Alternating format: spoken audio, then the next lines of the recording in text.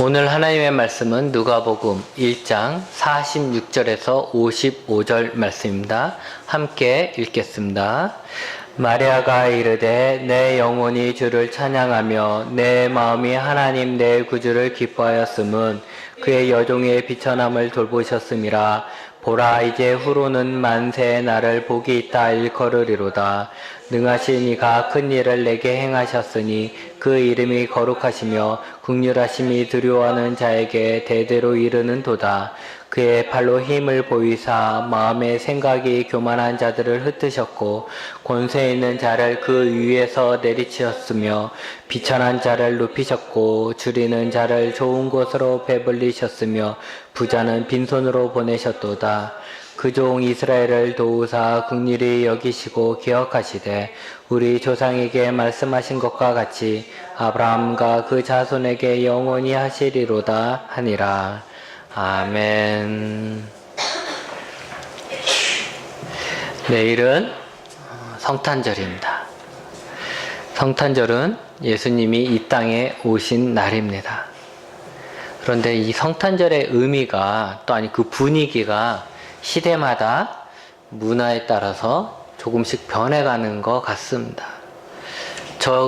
제가 오래 살진 않았지만 저의 짧은 삶의 기억에도 보면 성탄절의 분위기, 의미가 달라지고 있다는 것을 알 수 있습니다.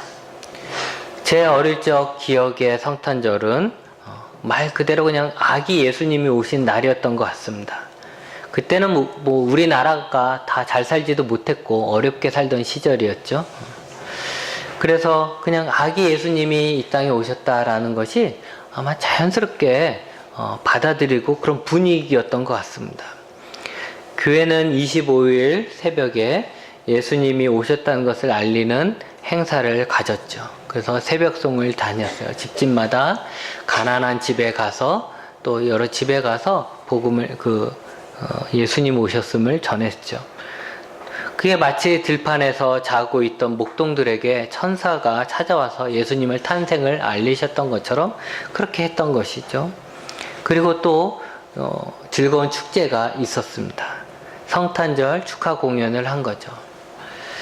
그렇게 성탄절은 즐거운 날이었고 귀한 날이었습니다. 그 시대에 교회 밖에서도 예수님을 믿지 않는 사람들도 성탄절은 다 그렇게 그냥 성스러운 날 이런 식으로 받아들여졌었습니다. 그런데 언제부턴가 성탄절은 사람들의 성스러운 날이 아니라 사람들의 마음을 막 들뜨게 하는 날이 되었습니다. 물론 그전에도 성탄절은 늘 기다려지고 설레이는 날이지만 다른 것이 있다면 예수님이 오셨기 때문에 예수님이 오신 날이기 때문에 기다려지고 설레이는 날이 아니라 어른들은 데이트하는 날이기 때문에 내 성탄절 날 데이트한다 해가지고 막 그렇게 들떠 있었고 아이들은 산타 할아버지에게 선물 받는 날로 그렇게 들떠 있었고 거리마다 아주 시끄러웠죠. 가장 화려한 성탄절 장식은 교회에 있는 것이 아니고 쇼핑센터나 백화점 같은 곳에 있었습니다. 거리마다 막 캐롤이 울리고 있었지만 그 캐롤을 막 울리는 곳이 교회가 아니라 옛날 그 레코드점, 그러니까 그 성탄절 대목을 맞이해서 이 테이프 하나 더 팔아보기 위해서 그때쯤 되면 벌써 레코드 가게가 다 성탄절 캐롤 다 틀었어요. 그래서 그 거리마다 캐롤이 막 울렸죠. 이렇게 어떻게 보면 좋아진 것 같은데, 근데 어떻게 보면 이렇게 다 상술 팔아먹기 위해서, 뭐 장사하기 위해서 이렇게 하나님 예수님이 오신 것은 잊어버리고 그냥 그런 식으로 들떠 있었던 시절이죠. 그리고 지금 2017년을 맞이하고 있는 지금 우리가 다 느끼고 있는 것처럼 이 사회에서 성탄절이 사라지고 있습니다. 예수님이 이 땅에 오신 것에 대한 기쁨도 사라지고 그 의미도 사라지고 있습니다. 놀라운 것은 성탄절에 예수님을 이야기하지 않는다는 거예요. 예수님이 이 땅에 오신 날인데 그 이 땅에 오신 그 주인이신 예수님을 성탄절에 이야기하지 않는다는 거죠. 그러면서 아름다운 사랑의 이야기도 없어지고, 성탄절 하면 사랑이잖아요. 그래서 아름다운 사랑의 이야기도 사라지고, 캐롤도 다 사라지고, 우리 아이들이 좋아하는 산타 할아버지도 사라지고, 산타 할아버지는 사라지는 게 맞는 것 같아요. 근데 그 산타 할아버지 사라지고, 그냥 아무 날도 아닌 것처럼 그렇게 조용히 사라지고 마는 거예요. 이 날이 뭐 특별한 날이야? 이런 거죠. 아마도 이대로 가면 10년 안 돼서 성탄절이면 많은 사람들이 성탄절이 무슨 날인지 모를 거예요. 그게 뭔 날인데? 그 뭐 이게 특별한 날이야? 그냥 빨간 날 아니야? 쉬는 날 아니야? 이런 식으로만 끝나게 될 거라는 것이죠. 안타까운 일이죠. 근데 어쩌면 이렇게 조용해졌을 때 성탄절의 의미에 대해서 더 깊이 생각할 수 있는 기회도 된다라고 생각합니다. 앞으로 교회는 상품을 팔려는 회사에 이용당하지 않고 태폐적인 문화에 오염되지 않는 순수한 성탄절의 의미를 다시 살려내야만 할 것입니다. 성탄절, 예수님이 이 땅에 오신 날은 어떤 의미가 있는 것일까요? 마리아가 찬양한 오늘 말씀의 내용을 놓고 함께 보고자 합니다. 요셉이라고 하는 사람하고 약혼한 처녀가 있었는데 그녀의 이름이 마리아였습니다. 요셉도 마리아도 그 당시에 훌륭한 가문의 자녀들이 아니었습니다. 그냥 힘없고 가난한 많은 백성 중에 한 명이었던 거죠. 그녀에게 어느 날 천사가 찾아와서 놀라운 이야기를 합니다. 요약하면 이런 거예요. 너가 이제 잉태하여 아들을 낳을 것이다. 근데 그 아들 이름을 예수라고 해라. 이 예수라는 사람은, 이 예수는 영원히 야곱의 집을 다스릴 왕으로 야곱의 집을 다스릴 것이고 그 나라가 영원할 것이다 라고 이야기를 합니다. 마리아는 깜짝 놀랬죠. 그러면서 한마디 합니다. 나는 남자를 알지 못합니다. 내가 남자를 알지 못하는데 애를 낳는다니요. 이런 거죠. 그랬더니 그 아이는 그냥 아이가 아니라 하나님의 아들이다라는 거예요. 마리아는 결국 그 천사의 말을 받아들였습니다. 자신이 하나님의 아들을 낳기로 결단한 것이죠. 아침에 일어나서 그는 엘리사벳을 만나게 되고 그녀를 만남으로써 자신에게 무슨 일이, 어젯밤에 천사가 한 말이 무엇인지, 자신에게 무슨 일이 일어났는지를 이제 알게 되는 것이죠. 그러면서 마리아는 오늘 우리가 읽은 본문에 찬양을 합니다. 마리아는 하나님을 찬양하며 하나님 내 구주를 기뻐한다라고 고백했습니다. 마리아는 예수님이 자신을 통해 오시는 것을 기뻐했습니다. 왜냐하면 예수님이 오신다. 예수님이 오신다는 것은 그의 인생에 큰 변화를 의미하는 거예요. 마리아가 처음에 생각했던 것은 예수님이 자기를 통해서 이 땅에 오신다라는 것을 생각했을 때 그가 제일 먼저 생각했던 것은 뭐냐면 하나님께서 나의 이 비천한 삶을, 비천한 인생을 돌보셨다라는 거예요. 예수님이 네가 이제 하나님의 아들을 갖게 될 것이다 라는 말에 이 마리아가 제일 먼저 생각한 것은 나 이 비천한 삶을 하나님께서 돌보셨구나 라는 거예요. 이게 왜 그러냐? 예를 들면 이런 거죠. 궁궐에는 임금이 있죠. 임금이 살아요. 제일 높은 사람이 임금이에요. 근데 궁궐에는 임금만 사는 게 아닙니다. 궁궐에 잡일을 다 해야 될 그런 사람들, 청소도 해야 되고 이런 사람들도 있어요. 그 사람이 누구죠? 무술이에요. 무술이. 하녀. 궁궐에 있는 하녀. 그 하녀예요. 그 하녀는 궁궐은 화려하지만 궁궐 안에 있는 무술이의 삶은 그냥 힘든 하인의 삶이에요. 높은 임금하고는 비교할 수도 없는, 임금 얼굴도 못 보죠. 그런 삶을 사는 거예요. 그런데 그 무술이, 그 하인을 후궁으로 맞이하는 것과 같은 거예요. 임금이. 지금까지 사람들은 마리아에게 아무런 관심도 없었습니다. 마리아 이름 흔하잖아요. 마리아 이름도. 우리로 얘기하면 순이, 모니 이런 것처럼 이름도 흔해요. 그러니까 특별히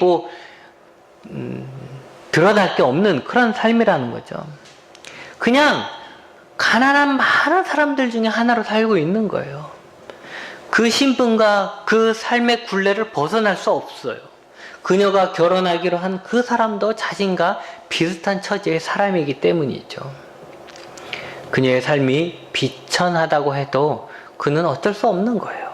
그녀의 부모들이 그렇게 살았을 것이고 자기도 그렇게 살 것이고 자기의 자녀들도 그렇게 살다 가는 거죠. 그것이 그 시대의 모든 사람들이 사는 삶이에요. 갑작스러운 신분 상승은 이루어지지 않는다는 거죠. 그런데 자신이 예수님을 잉태하게 됨으로써 그녀는 많은 사람들이 부러워하는 자가 될 것입니다. 그녀는 하나님의 아들이며 다윗의 왕자를 잇는 왕을 잉태하게 된 것이기 때문이죠. 많은 사람들이 그를 기억하면서 그와 같은 선택을 입은 복에 대해서 말하게 될 것이에요.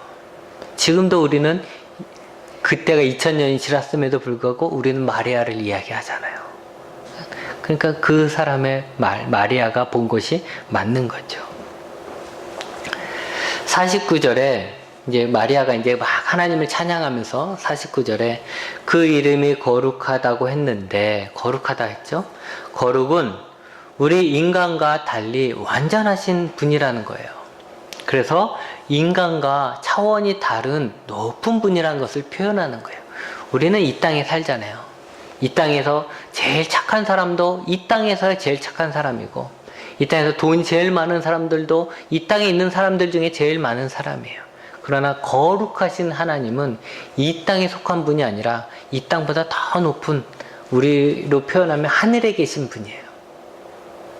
그러니까 우리랑 차원이 다른 그런 분이라는 거죠.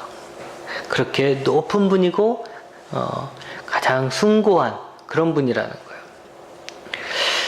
하나님은 사람들이 어찌할 수 없는, 또 사람들보다 훨씬 크시며 높으신 분인데 그분의 능력으로 그 놀라운 일, 그러니까 예수님이 이 땅에 오시는 일을 마리아에게 행하신 거죠.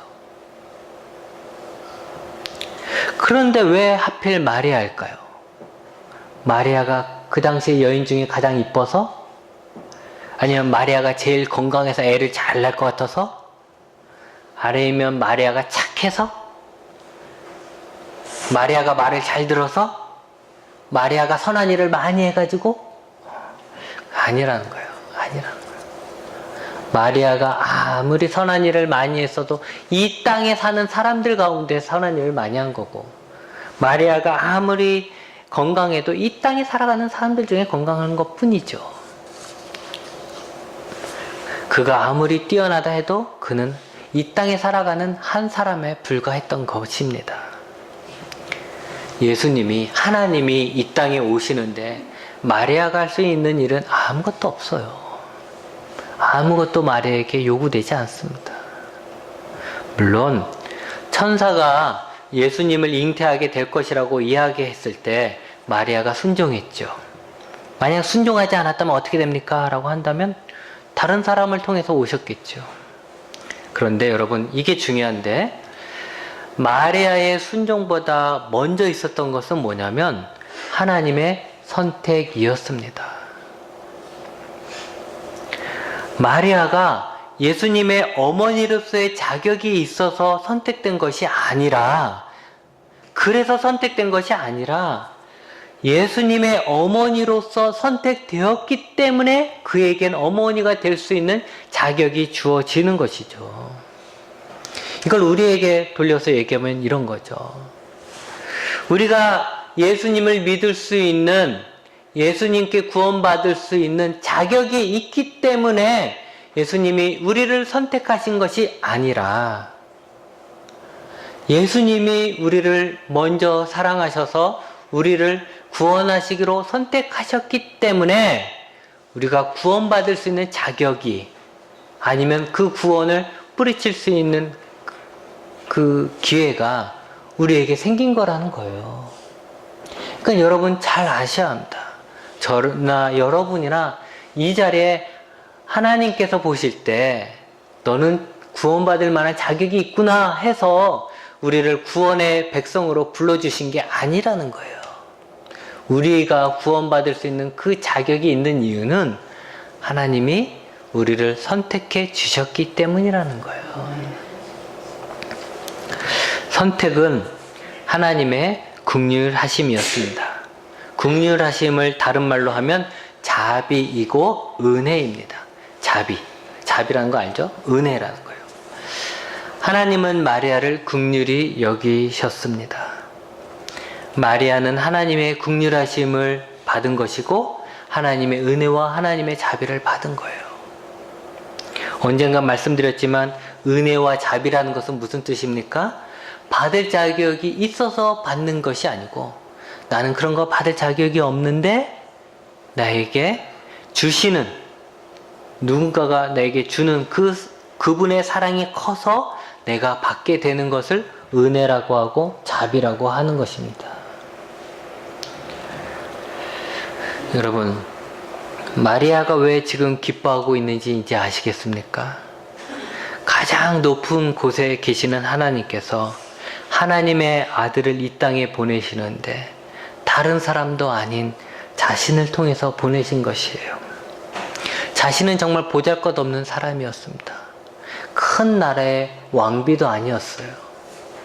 아니면 유명한 하나님의 말씀을 많이 하는 석학, 그 율법학자의 딸도 아니었습니다.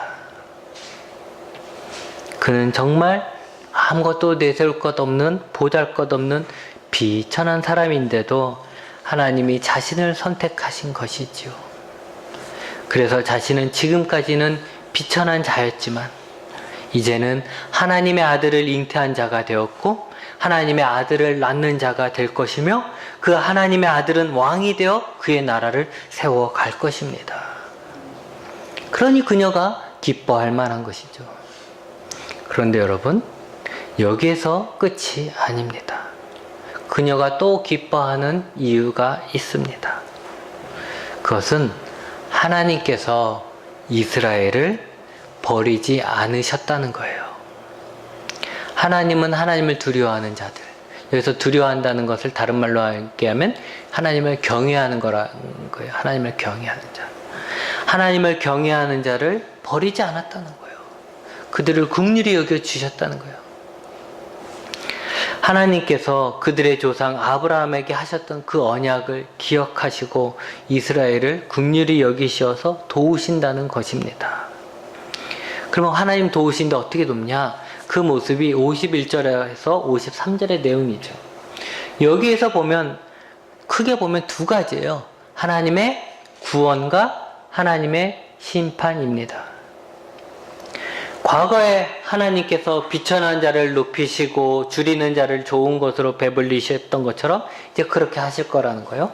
이것은 구원이죠. 가난한 자가 배불리 먹게 되고 비천한 자가 높아진다는 것은 구원이에요. 근데 반면에 이 구원만 있는 것이 아니라 반면에 교만한 자를 흩으셨고 권세 있는 자를 내리치셨고 부자를 빈손으로 만드셨다는 거예요. 이것은 심판이죠. 심판. 그래서 구원은 하나님의 구원은 하나님의 나라는 하나님이 이 땅에 오실 때는 구원과 심판이 동시에 이루어지는 거예요. 특히 누가복음에 나타나는 하나님의 나라는 한마디로 얘기하라면 함께 잘 사는 나라입니다. 함께 잘 사는 나라. 이 세상의 나라, 우리가 살고 있는 이 세상의 나라는 어떻습니까? 힘 있는 자가 힘 없는 사람을 억압하고 빼앗아서 힘 있는 사람만 잘 사는 거예요. 힘 있는 사람은 죄에 져도 죄를 그렇게 많이 받지도 않아요. 힘 있는 사람은 자기 하고 싶은 대로 살고 자기가 갖고 있는 힘으로 힘 없는 사람 걸 빼앗아도 돼요. 그렇게 해서 또 자기는 잘 살아요. 그게 이 나라라는 거죠. 지금 마리아가 살고 있는 나라이기도 합니다. 그래서 힘 있는 사람은 잘 살겠지만 힘 없는 사람은 계속해서 비참하게 살고 참아야만 하는, 참을 수밖에 없는 그런 나라라는 거예요. 근데 이것을 하나님이 오셔서 힘 있는 자를 벌하시고 힘 없는 자를 돌보시는 거예요. 억압하는 자도 없고 억압당하는 자도 없는 그런 나라를 만드신다는 거죠. 마리아가 살고 있는 시대는 어두운 시대입니다. 우리나라로 치면 일제강점기와 같은 그런 시대예요. 그들은 오랜 세월 주권을 잃었습니다. 주권을 잃었다는 것은 뭐예요? 자기들이 살고 싶은 대로 살지 못한다는 거죠. 주변의 강대국에 의해서 수탈을 당하고 조롱을 당합니다. 이스라엘은 어떤 사람들입니까? 오직 하나님 한 분만을 섬기는 나라예요. 자기들이 하나님의 백성이고 우리는 하나님 한 분만을 섬긴다는 것이 그들의 자부심이면서 그들의 정체성이라는 거죠. 그런데 이스라엘을 지배했던 나라들은 그들의 신앙을 오염시켰어요. 때로는 약화시키고 핍박했다는 거죠. 그것이 난데 그걸 못하게 하는 거예요. 또 이방인이 왕이 되어서 그들을 다스렸고 그들은 그 이방인 왕의 머리를 숙여야만 했습니다. 하나님을 믿지도 않는 그 이방인 왕에게. 그러니 그들이 얼마나 힘든 삶을 살고 있는 겁니까? 그러면서도 그들의 신앙은, 조상들에게로부터 내려온 그 신앙은 하나님의 도우심과 하나님의 회복과 그들의 조상에게 얘기했던 찬란한 언약들이 있었어요. 근데 현실은 그와 반대였다는 거죠. 하나님의 도우심은 어디에 있으며 하나님이 우리를 언제 회복시켜 줄 것이며 하나님의 그 언약은 다 어디 갔냐는 거죠. 그런 현실은 반대의 삶을 살고 있는 거예요. 그런 시간이 길어졌어요. 마지막 선지자라고 할 수 있는 이 말라기 선지자로부터 약 400년간 하나님은 선지자를 보내시지 않았어요. 아무런 말도 하시지 않았어요. 마치 하나님에게서 잊혀진 것 같은, 버려진 것 같은 삶을 살고 있는 게 이스라엘이라는 거예요. 지금의 이스라엘이라는 거예요. 그런데도 그 속에서 하나님을 경외하며 하나님의 율법을 지키어 나가는 힘들어하는 자들이 있었다는 거예요. 그렇게 살아가는 사람이 있다는 거예요. 그 하나님이 침묵하시는 400년 동안 다른 나라에 억압을 당하고 다른 나라에 지배를 받는 이 기간 동안에 이스라엘 사람들은 나눠졌어요. 우리가 일제강점기를 생각하면 돼요. 일제가 우리나라를 침입했을 때 어떤 일이 벌어졌습니까? 국민들이 나눠졌죠. 어떻게 나눠졌어요? 약삭 빠른 사람들은 친일파가 되는 거예요. 친일파가 되어갖고 나라도 팔고 뭐도 팔고 백성도 팔고 다 팔아갖고 엄청난 부자가 되어서 엄청난 힘을 가지고 그렇게 떵떵거리고 살아가는 거예요. 이스라엘도 마찬가지예요, 지금. 그런데 또 어떤 사람들은 그 속에서도 우리나라의 독립을 바라보며 계속해서 우리나라의 고유한 것을 지키고 그러면서 핍박받으면서 일본의 그 눈을 피해가면서 그렇게 독립운동하며 살았던 사람들도 있는 거예요. 근데 그들은 어떻습니까? 독립운동한 사람들은 가난한 사람들이고 힘없는 사람이라는 거죠. 왜냐면 그 시대 당시에 힘을 얻을 수 있는 방법은 하나밖에 없잖아요. 일본에게 잘 보이는 것밖에 없었는데 일본하고 잘 안 보였으니 그들은 아무런 힘도 가질 수 없었던 거죠. 그런데 이 이스라엘도 마찬가지라는 거예요. 이스라엘에 무슨 일이 일어났냐? 이 400년 기간 동안에 이방 신에게, 이방 왕에게 잘 보인 사람들은 부자가 될 수 있었어요.